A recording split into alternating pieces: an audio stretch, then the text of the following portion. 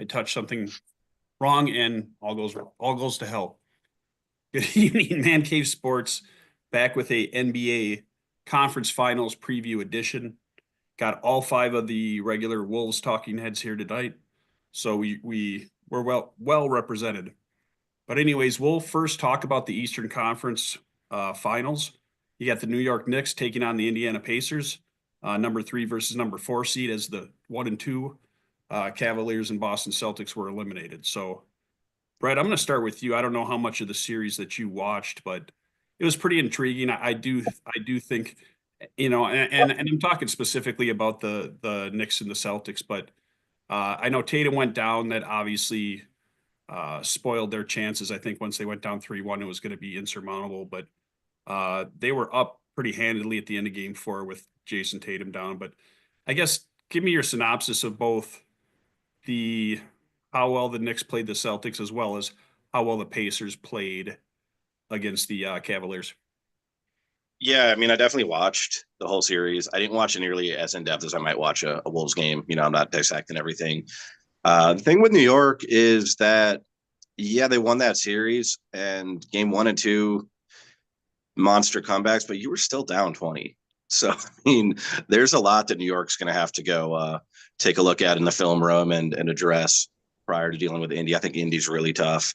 That's another team that took on a bit of an injury riddled Cavaliers team, but man, Indy's been hot. I don't have again not a terribly scientific take on this series. I'm just like my gut's telling me Indy is going to have something for New York. That the way that those guys were celebrating in the streets like they just won a ring, I think that you got a tough Indy team waiting in the wings. But either way, I'm just excited for that series from just a personal preference standpoint. I'm just bored with Boston. It was good to get some new blood in there. New York, love them or hate them, it's cool to have Madison Square Garden on a big stage. Makes it exciting. I think it's good for the game. Got some personalities there. I think Jalen Brunson is super fun to watch. I think the version of Tyrese Halliburton that we be getting is really exciting. So that's been my just kind of low stress watch, is seeing what's going on over in the East.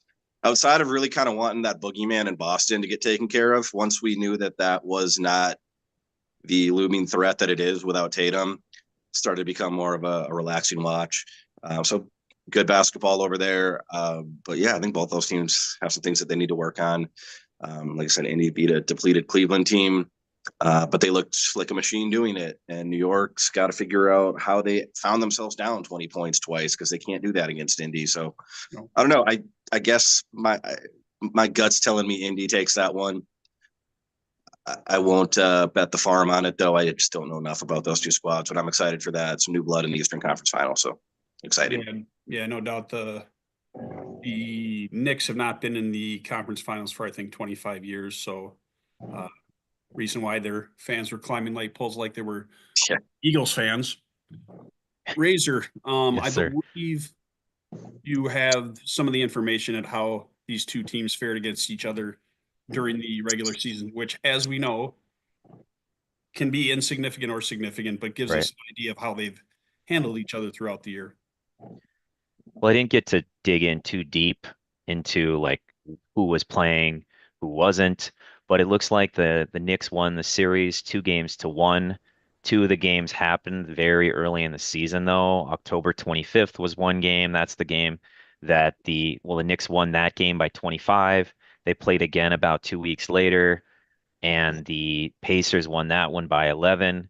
And then they played again back in February. Wolves. I'm already thinking about the Wolves. The Knicks won by 13. I think just overall, though, just getting into like the overall stats, I like to talk about offensive ratings and what have you. It looks like the Knicks were fifth overall in offensive rating. Pacers were ninth. And then defensive rating, they were kind of both middle of the pack. The Knicks were 13th and the Pacers were 14th. They were so close together in their defensive rating. So, I mean, I think this should be a really fun series. And I mean, I think the Pacers love to play fast. And then you have the Knicks, who have Cat, Brunson, who are going to light it up probably offensively. And then you have the defensive stoppers on the wings for the Knicks. So I'm excited about this series. It should be a fun one. Yeah, no doubt, no doubt. And it starts Wednesday night. Mr. Steve, talking about both teams' benches and depths. Obviously, the coaches have different philosophies. We know that Tibbs likes to keep his guys in there, keeps his rotation to about 8, where Indiana seems like they have a little more depth and rely on their bench a little more. So tell me about the bench matchup as it pertains to both of these teams. Yeah, I think you hit it on the head. One has a bench, one really doesn't, right? Tibbs doesn't run very deep. He never has. He likes to run his star players for a reason. Um, and I don't think that's going to work very well against Indiana. I mean, Indiana's shown throughout these playoffs that they're able to run and gun and whether they got to just outrun you or whether they're going to outshoot you, and just have a better percentage. Either way, they've got enough bodies to keep coming at you in waves, right? They just have a better, deeper bench that New York can't match up with. Now, New York has got gamers in Cats and you've got Brunson, but it's not even close. I mean, Indiana's bench is going to be able to is going to outscore and outrun the Knicks. Now, I thought that the Celtics were going to match up better against the Knicks with Porzingis and some of their Horford and some of these other guys being able to help out with Towns and whatnot. But really, it's they're just not able to keep going with them. That's the bottom line. Pacers have a much more well-rounded team. They play a team brand of basketball. Halliburton doesn't have to go off. The Siakam can be the guy one night, Halliburton can be the guy other night, and that bench keeps coming at you in waves. So the Knicks are going to have a problem. But it all comes down to Brunson and Cat and how much they can handle on a night by night basis. But if you're talking straight up bench, it's not even close. It's Pacers are going to win that battle every time. All right, Mr. Naughton, Yes, sir. give us an X factor for it could be a player, it could be something strategic. Give us one for each team. Well, the X factor for the Pacers, I think what's changed in the last 2 years. I mean, they're just also rans, flyover country. Nobody wants to go there. That trade for Siakam, I mean, that changed the whole squad, changed the whole attitude. They go as he goes, it seems to me, on both ends of the floor. On the other end, Tibbs is the X factor for the Knicks. I mean, is he going to be malleable? Is he going to stretch from what he's going to do? Because just like Mr. Steve says, they're going to come in waves. Carlisle uses that bench. He uses all 11 of them. I mean, and it's just going to come. And it's going to beat him down. It's what Tibbs do we see? I mean, he's older. He's wiser. We'll see. And that's about all I got to say about that. Yeah, I've got 2 X factors for each team as well. That'll chime in on this series. Obi Toppin, who looked like Reggie Miller when he came into town and beat the Timberwolves a couple months ago. And he had some run last playoffs, the playoffs last year. So he's kind of used sporadically. Some games they don't use him as much, but he's one of those guys that can come in there out of nowhere and just get hot. So I think if he gets some playing time, he could play a huge part in how well the Pacers do. Obviously, they got, Halliburton, Siakam, Miles Turner, I've always been impressed with. But I think topping off their bench could be something that, especially when New York goes to their bench, something that could be an advantage for them. On the other hand, Mikal Bridges, I watched all the Knicks and Celtics games. That guy went off at the end of games. He was quiet for the first 3 quarters in a few of them, but man, once he gets cooking both offensively and defensively, I mean, he's definitely a factor. So, I mean, I think if he plays a solid series, is consistent, the Knicks have a chance. And I'm still torn on my pick, but I'm going to go around to you guys and I'll probably get it figured out by the time we get back to me. Brett, what's your pick for the Knicks and Pacers series? Let's go Pacers in 6. New York's going to be worn out.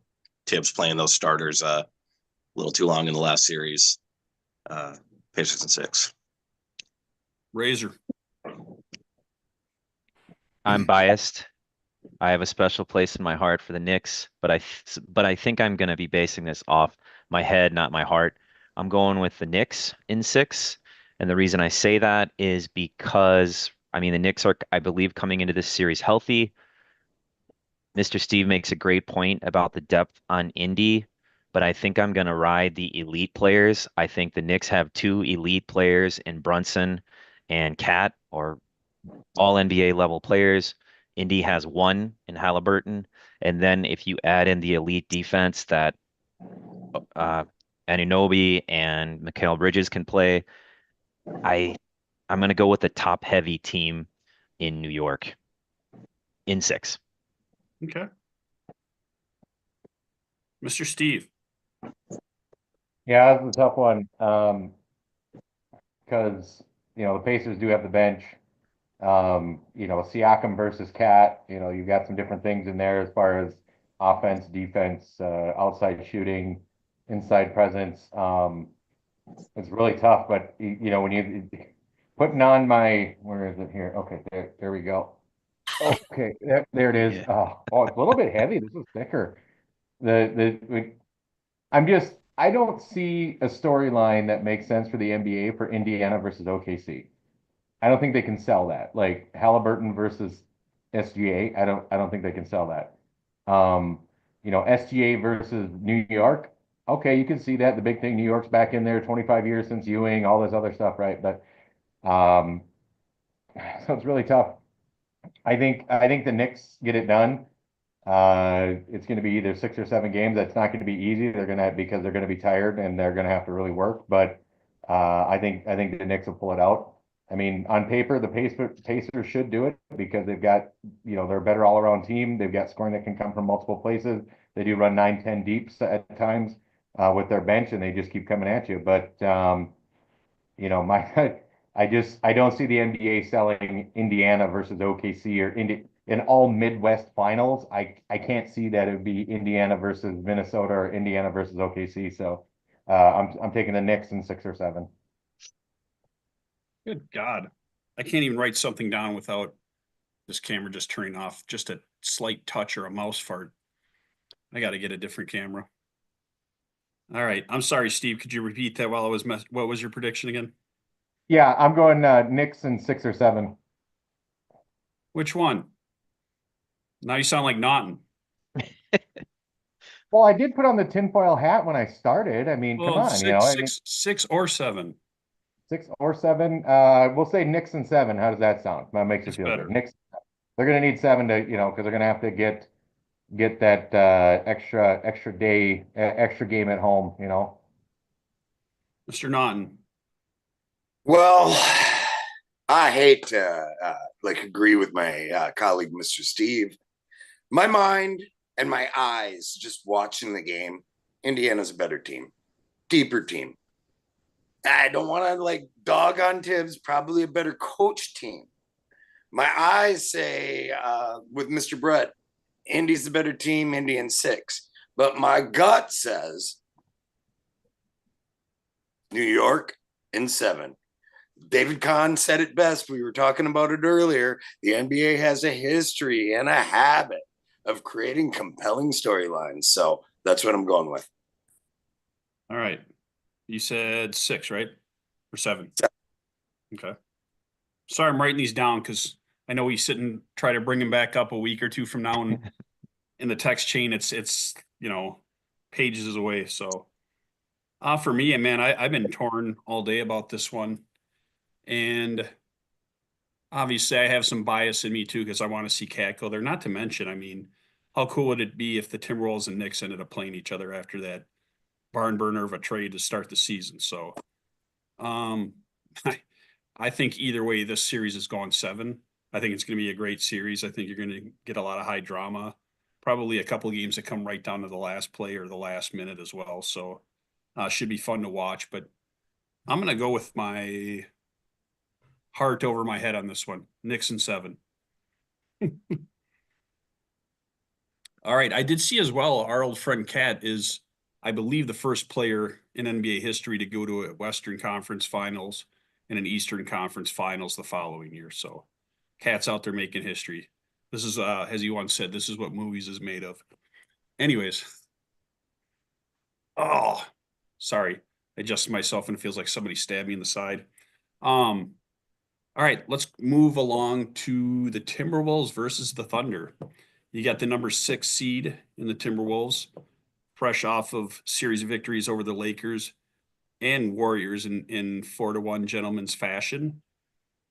And the Thunder, who are obviously the number 1 seed, had the best record in the NBA, one of the best regular season records in NBA history.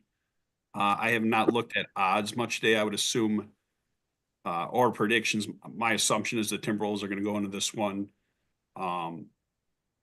obviously as the underdog, which I'm sure they like. If I'm sure Ant's sitting there licking his chops because they seem to play a little better when they're the underdog. So as we have seen over the years. So, Brad, I'll start with you. What do you take for the Timberwolves? What do you take from the 2 series prior? I mean, obviously the Lakers, they went in there and we know the Lakers don't have a stout defense. Beat the Warriors, who struggled without Steph. A lot of people seem to think that Steph would have made the difference. I don't, and might have maybe won another game in my opinion. But just talk about how the Wolves performed, how well you think they perform in the first 2 rounds, and will it be enough to cut it? Sorry, little thunder just shook me. Do you think? Me too, buddy. Me too. I thought the house was wiggling a little bit there. Yeah. Do you think they'll be able to get by the Thunder with the same effort that they had in the first 2 rounds? Sorry. With the exact same effort, no. I think that when they were good, they were great for the past 2 series, and we really need to harness that. I think, as I mentioned before we jumped on, I know OKC had a historically great regular season, but we've been arguably the best team in the NBA since March 1st. So that's what I'm, kind of hanging my hat on right now. However, you look at some of those moments in the previous 2 series with things that just aren't going to fly against this Thunder team is you got to protect the ball. You have to protect the ball. They're going to be looking to pick Julius's pocket. I think there's a lot of nice things that we can hope for with Julius going up against these bigs, a little more athletic, a little quicker and slicker. Might give Chet some issues. Might be a little too tough for Chet. I know he outweighs him by a hefty margin, but they're going to be trying to pick his pocket, so he's got to be ready for that. We might need some more Mike Conley minutes. You're going to have guys that can protect the ball. You really got to stay away from that Oklahoma transition defense too. I mean, as we saw with the way that Caruso guarded Jokic, I mean, it was a hackathon. He's getting his flowers as this little man that shut down one of the greatest bigs of all time. But I saw almost nothing legal about the way that he was guarding Jokic. Where the Wolves can't get caught up is hanging out on the other end and bitching and flailing and throwing their arms up. Well, OKC's got the ball and they're in transition, run and gun, and they've already scored on us. Well, we're still back there complaining about the foul that we didn't get. It's going to happen. It's going to happen. There's going to be calls that we don't like in this series. That's just what this version of the OKC Thunder have in their DNA. It's part of the game. We're going to have to be ready for that.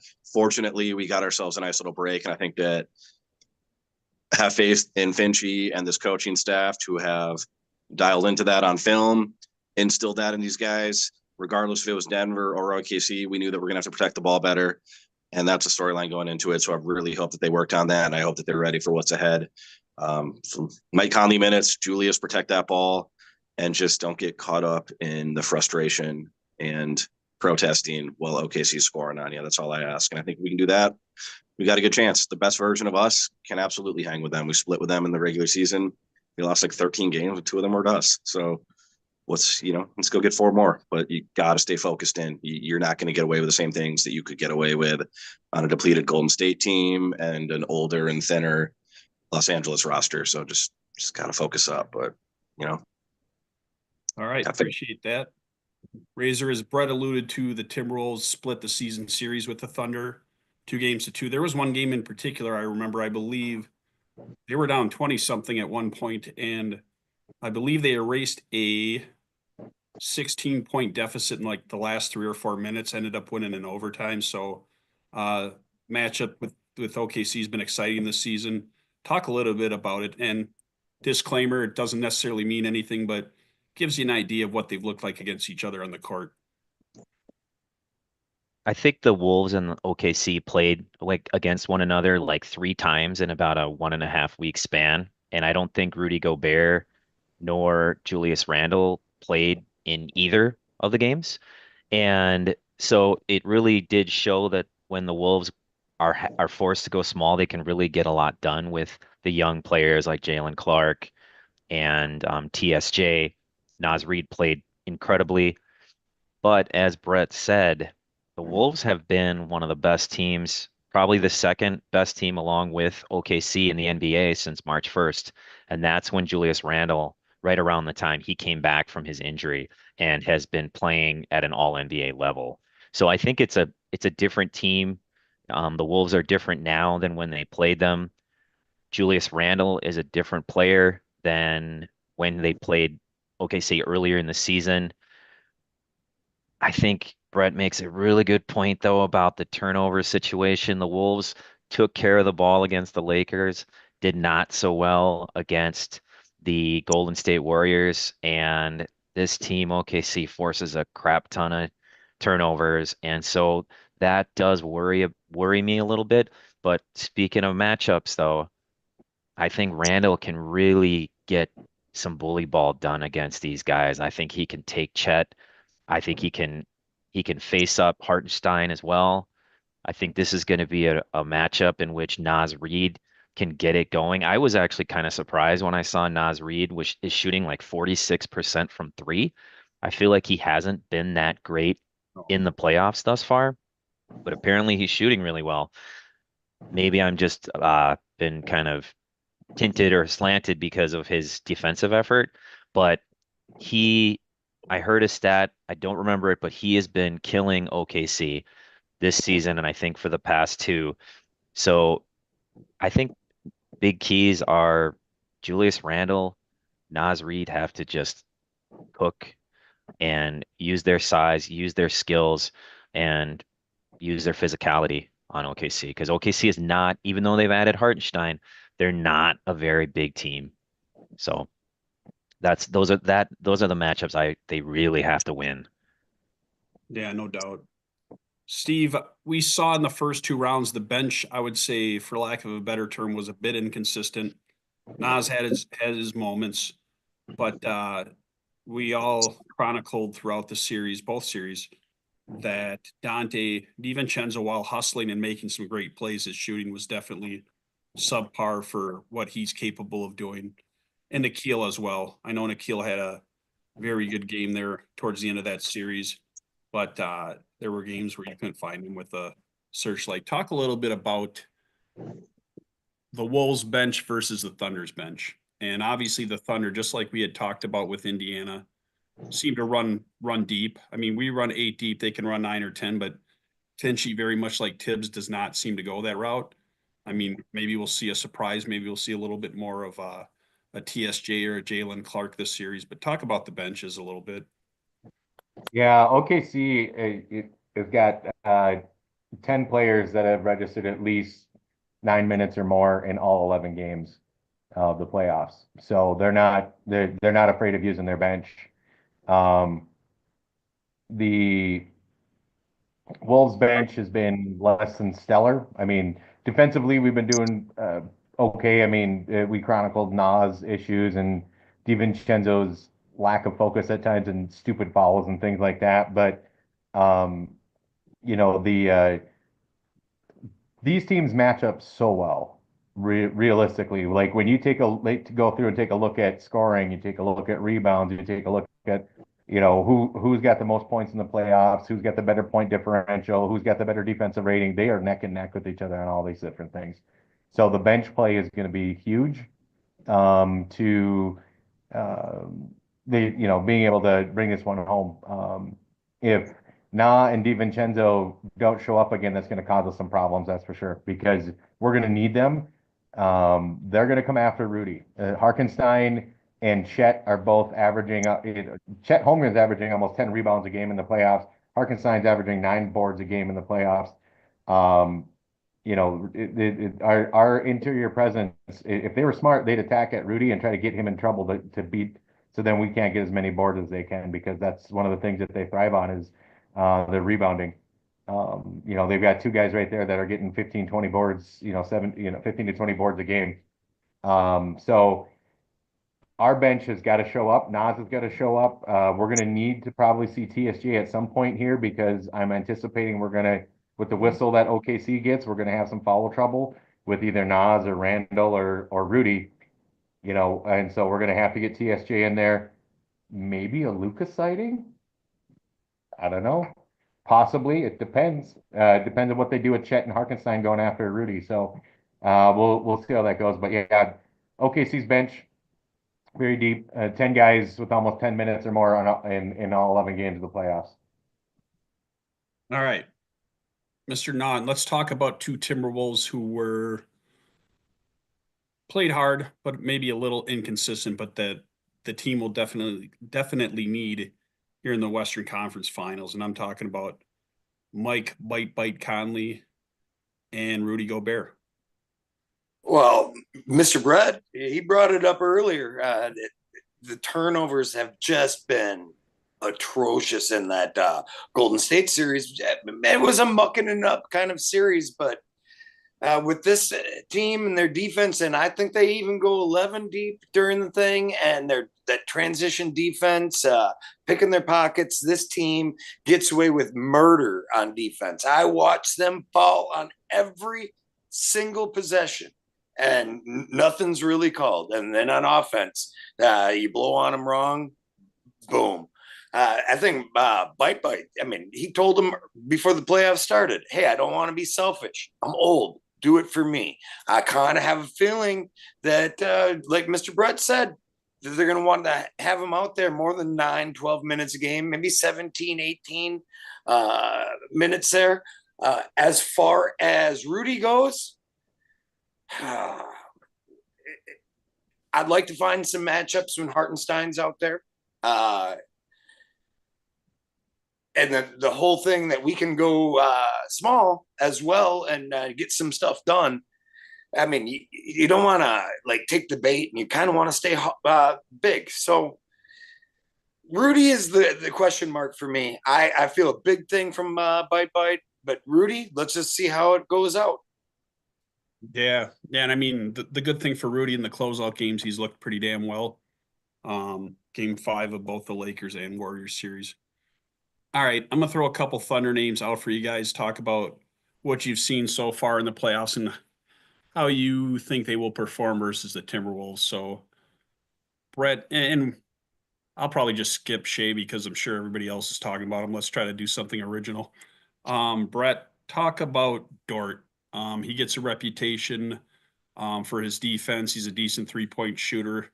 Saw him quite a bit in this series. I know earlier in the series he was struggling with his shot, but talk a little bit about Dort, because I believe he will probably end up with the Ant matchup, if I'm not mistaken.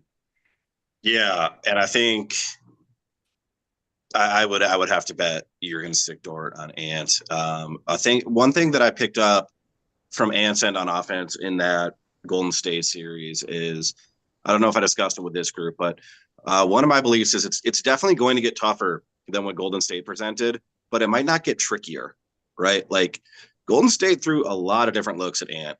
They wheeled GP out there a couple times.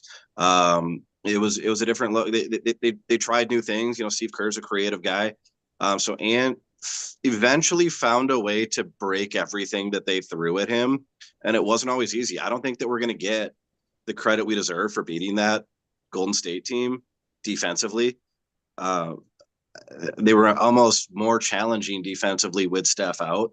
So I think that Ant had a couple good sparring sessions to get him ready for the big fight with Lou Dort. So I think he knows exactly what he's dealing with Dort.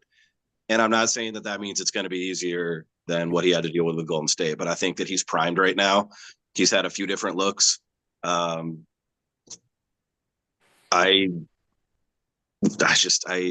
don't want to get too excited about it, but man, I would bet that Ant-Man finds a way to figure Dort out over the course of the first 2-3 games. like I said, it might be a boxing match. You might have to have a feel out round in game one, but he's tough. He's physical. And Ant thrives on that though. So it's going to be really interesting to watch, really entertaining. If I didn't have like such a just vested personal interest in this series, I would be watching that with popcorn. But I'm going to be watching it with a little more tension and stress because these are our guys. But no, I feel confident it's going to be tough for him. But the way that he found a way to break through with every other challenge thus far in the playoffs, I think he can figure Lou Dort out. It may take a game or two, but we'll get there. Appreciate that, Brett. Razor, Yes. what about Alex Caruso? He's been great. He's been doing exactly, I think, what they hoped he would do when they acquired him.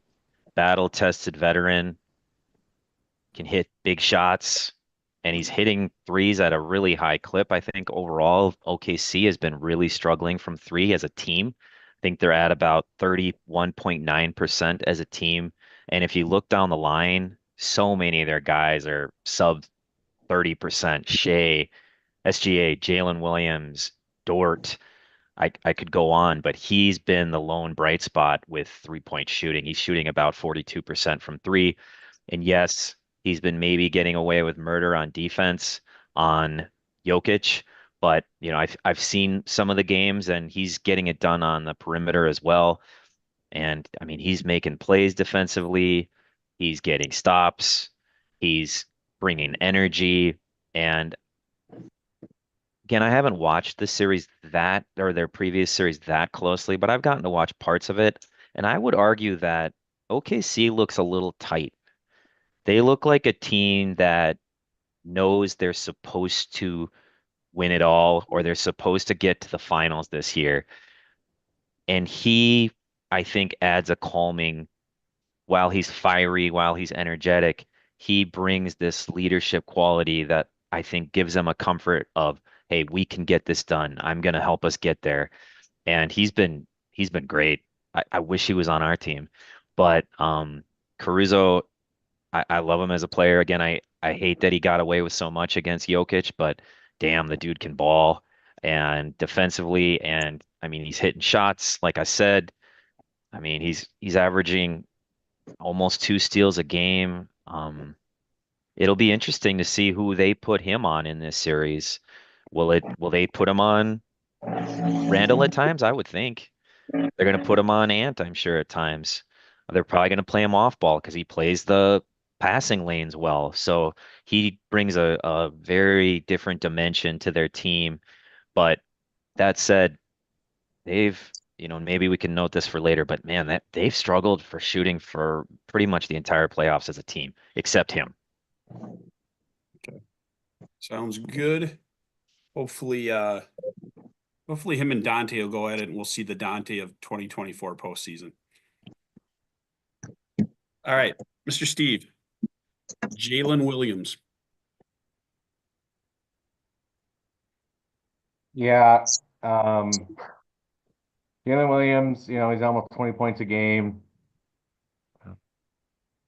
He's averaging almost 6 boards a game. I'm going to be interested to see how they use him. Are they going to put him on Rudy to try and get away with when we switch, when we try to use Ant to get some switches off and on, do they put him on Rudy instead of Chet or Hartenstein? So then you don't have such a big mismatch because neither Hartenstein or Chet can keep up with Ant if he starts going to the lane. They can't dance with him. I mean, Chet's got some length, but he doesn't want any part of Ant. He already posterized him. So I could see Williams being the guy that they put on him, put on Rudy or Randall or something like that to try to offset that switch game with that man-to-man thing. So Williams is a forward. He's getting a lot of minutes. He's not doing as much rebounding as Chet and Hartenstein is, but he's still out there being able to be effective. He's the second leading scorer for the team at almost 20 points a game. So it'll be interesting to see how they use him defensively. That's the part that I'm most concerned about is how they decide to use him and his length defensively. Are they going to put him on just straight up on Randall and just say go bull for bull boys, or are they going to try to go a little bit more length with Chet and try to get Randall into problems with offensive fouls? So it'll be interesting to see, but I can see Williams definitely being the guy that they want to have switch off onto Ant when he starts driving. He gets those switches off of Rudy. All right. Brian, Minnesota's own Chet Holmgren. Gotta love him. You know, I'm a hometowner. I love the homers, and hell of a career at Gonzaga and at Minnehaha Academy with Jalen Suggs. And you gotta love the homeboy. I mean, if you don't, he better be a douchebag. Chet, I mean, after his injury last year, what did he break his brittle hip falling down? I mean, he's back. He's a pogo stick. He's just an unconventional 4 or 5 nowadays. I mean, you think back to the days in the 90s and 80s of, post players. It's definitely a different dynamic, and the guy can ball, and we've seen it all 3 levels. My thing with him is I'm going to go back to how we're going to guard Shea. There's that Gnaw thing. They grew up playing against each other. Dante, I think, can handle a little bit of Shea as well. Even bite at small increments of time. But at the beginning of the game, of course, we want to see our guy, dude, Jaden, just harassing him. But I kind of think with Chet, I think the sneaky matchup's going to be there's going to be a 6'11" rim protector, the University of Washington, that's going to be matched up with him an awful lot later in the game, and I'm very interested to see how that goes. Do you think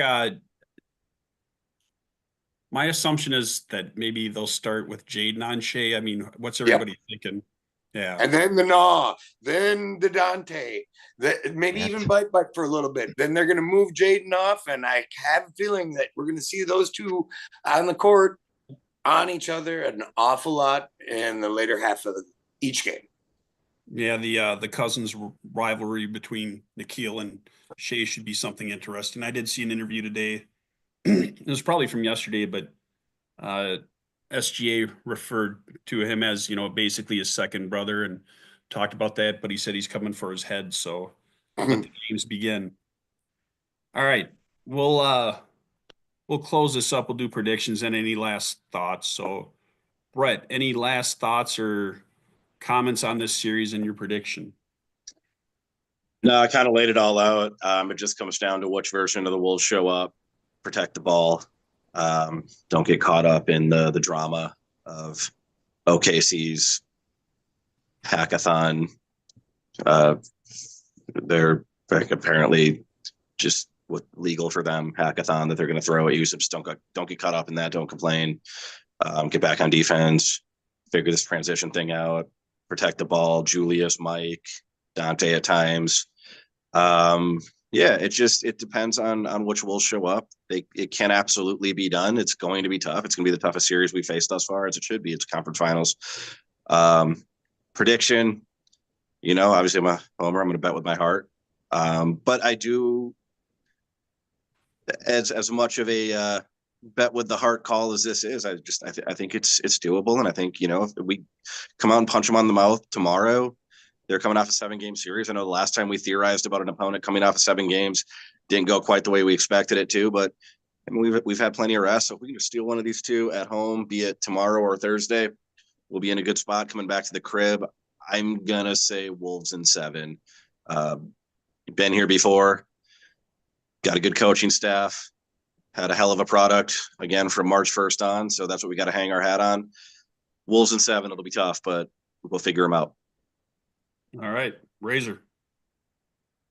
Not gonna lie, I came into this conversation thinking OKC in 6. They won 68 games, 3rd ranked offense in the NBA, 1st ranked defense overall during this season, best net rating. They've been the best team in the NBA all year, and they've proven their mettle now against an all-time great in Denver. In Jokic. And granted, they were depleted by injury. They have a great coach They have a superstar and what looks like an incredibly good supporting cast, tough-minded role players. But as I think about it more, and this is my heart, I think, coming through, is I'm starting to see these matchups where the Wolves, I mean, SGA, I mean, if you look at his stats, he was not incredibly efficient in the series. I mean, so far in the playoffs. And who's he had guarding him? Christian Brown, good defender, but where would he rank on the Wolves list of quality perimeter defenders? He wouldn't be our best. I think that's for sure. Memphis, who did they have to guard him? Bane? Bane was always in foul trouble, and I wouldn't say he's a great defender either. The Wolves can send waves of defenders. Jaden, Naw, Ant, Jalen Clark. I'm forgetting about, I mean, Julius Randle has been excellent defensively. And then you have to look at some of the struggles of the supporting players for OKC. Jalen Williams has not played well in the playoffs. 25% from three, 44% from the field. And he was apparently pretty bad last year in the playoffs as well. The other role players, Dort shooting 28% from three, Case and Wallace 34%, Chet Holmgren 32%. I do feel like the Wolves can pull this. It just feels like it might be their time. I feel like they can give them defensive looks that nobody else could or and can. And I feel like Ants, it's his time. And I think I think Nas is going to come around, and I think Randall is going to keep doing what he's doing. He just looks so locked in. He looks like he's just in the right place mentally.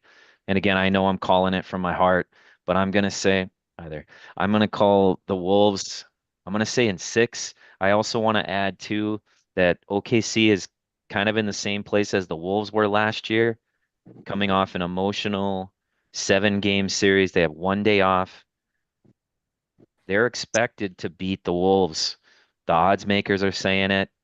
I think the ESPN predictor says they have a 70% chance of winning. They look a little tight, and the Wolves play better when they're the underdogs. So call me crazy. Call me a homer. Wolves in 6. Well, to your credit, you were the only one who predicted the last series correct. At least game wise, I think the rest of us were all on board with the Wolves beating the Warriors. But Razor, you predicted it in 5, and you were right on the nail. They hit I the nail did right on that. waffle though, remember? After they lost game 1. But thank Yeah, you. Thank you for giving me credit. yeah, but your original, hey, you were never mathematically eliminated from your pick like the rest of us. So, Yeah. anyways, or actually we weren't either. But Mr. Steve, any final thoughts and a prediction? Yeah, this is going to be a tough one. The 3 things for me are: one, the number one killer of the Timberwolves is themselves, their energy, their focus, coming out and playing. They come out locked in and focused, they can beat them, right? We beat OKC, came back from where we spotted them a 24-point lead in the second half, and we came back with our rookies and beat them, right? We've been able to play them well enough this season. We've been hot down the stretch. They've been hot down the stretch. You look at our numbers in the playoffs here, very close, very similar. We have a better defensive rating. They have a better offensive rating. It's right there. So number one, us beating us, we have to be focused, come out with energy. 2, rebounding. It's all about rebounding. They're doing much better on the boards than we are, right? And then 3 is the turnover battle. We let these guys get up and run. We let these guys get out and start getting some turnovers and get some easy buckets, start going. They will open the floodgates on us and run us downhill. So those are my big 3 keys. That being said, my X factor, Mr. Finch. Let's see, is he a better coach this year than last year? Last year he didn't outcoach Dallas. Sorry, he didn't. We got killed the same way every game, every game, every game. Luka on the pick and roll, keeping the point guard on his back, tossing up those little things to their dunkers sitting there, and we gave up almost 12 points a game just to that. We didn't adjust the entire series. So our X factor is going to be Mr. Finch. Does he take the next step forward to get us over the hump? Can he outcoach his opponent there? That's going to be our big X factor. So for me, I'm going to go with yes. I'm going to say I'm going to have confidence. I'm going to have faith. I'm going to bring the not in positivity. Wolves in 6. All right. No homerism amongst this group. Mr. Naughton. Well, I got like 4 issues, 4 main factors on how this series is going to go. What Wolves team are we going to get? We're going to get that one we saw in Milwaukee, the Milwaukee Mayhem. Are we going to see the one that we saw game 1 at the crib against Golden State? Or are we going to be rested and are we going to be prepared? That's the first factor. The second factor, and Mr. Steve, we got to stop agreeing. It's just unbecoming of both of us, is the chess factor between both head coaches. They're both, they've never gotten there, but they're both right there on the cusp. Which one wins? The third one is that foul calling. I mean, are they going to be fair? Are they going to swallow their whistle and let both teams play? Or are they going to do the bullshit that I brought up earlier? They fall on every possession on defense and they flop on every possession on offense. And as Razor said earlier, that's not how a playoff basketball works. My fourth factor.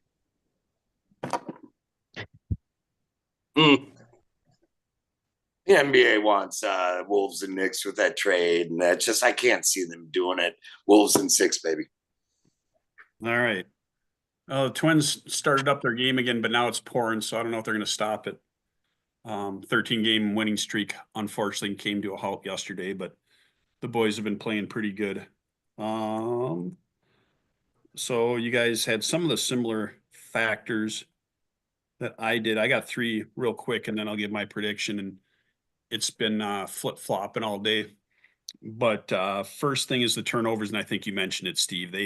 This team, they will not get away with sloppy ball handling. I think a few of you pointed out that Mike Conley will probably have more minutes, as he should, because anyways, yeah, he's a calming effect out there. He's not going to turn the ball over, etc. So turnovers, I think experience plays a big key as well. And I know OKC got to the second round last year. Obviously, they're in the finals this year, but the Wolves for the last 4 years have been in the playoffs. Ant's already won more playoff games in his era than the franchise had prior to him. So it's huge. And we know Ant steps up in the playoffs, and I dare to say he's had a couple of good games here, but I don't know that he played as well through the first 2 rounds this year as he did last year. And I think a lot of you guys would agree with that. So I don't even know that we've seen the best of Ant yet. But I think that experience is going to play a factor. Not that they have a ton more than OKC, but they were here in the Western Conference Finals last year. And I think they know where things went wrong. I like the demeanor of them. They're not overly excited about where they're at. They expected to be there. But the last thing I'll say is Ant. I think this is the perfect opportunity for him to come out there and be the star that a lot of people are anointing him as, the face of the league, all that good stuff. So I expect him to bring his A game. I think he'll be extra motivated if they hand Shea that MVP trophy during the next 2 games, which could very well happen. I know when KG won in 2004, they did the ceremony before one of the playoff games. I think it might even been against the Lakers in the conference finals. So with that, I was all over the place, but I'm going to give my non-homered prediction of Wolves in 7. All right. Well, gentlemen, I appreciate it. I'm going to get going here because I think I got to put something on my side here. I feel like somebody's stabbing me again. But appreciate it. We will probably reconvene sometime Wednesday evening to recap tomorrow night's game. And that's a wrap. Appreciate it. We'll talk to you.